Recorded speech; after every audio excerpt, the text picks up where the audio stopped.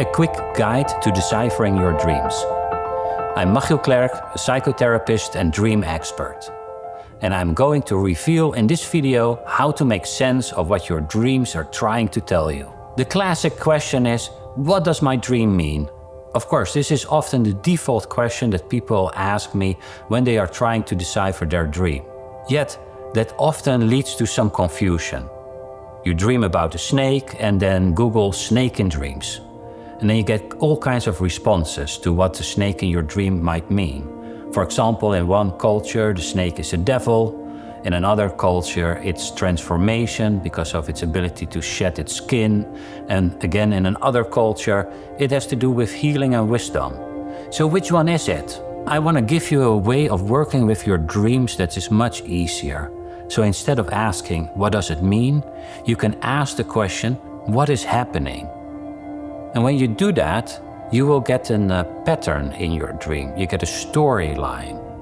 And once you know the storyline, you will see that that dynamic plays out in your life in some form or fashion. For example, recently a friend told me the following dream. In the dream, he's driving in his car and in the distance he sees a tiger. He says, it's a beautiful tiger. But I get really scared, slam the brakes, and I'm back out.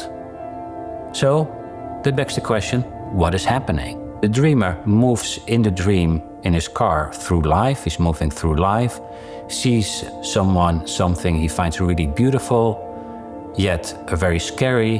When he gets scared, he slams the brake and he's out.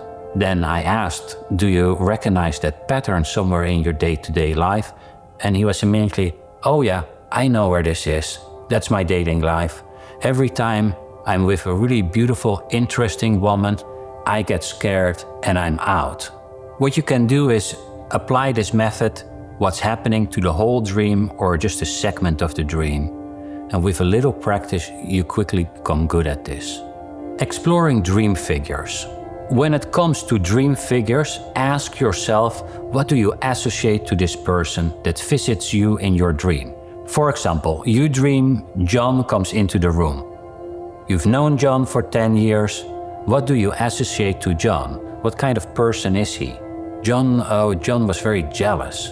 Then you could change out John for jealousy and say, jealousy enters the room. Take this jealous visitor as an example. If they are a symbol for jealousy in your dream, you can ask yourself, how do I relate in day-to-day life to jealousy?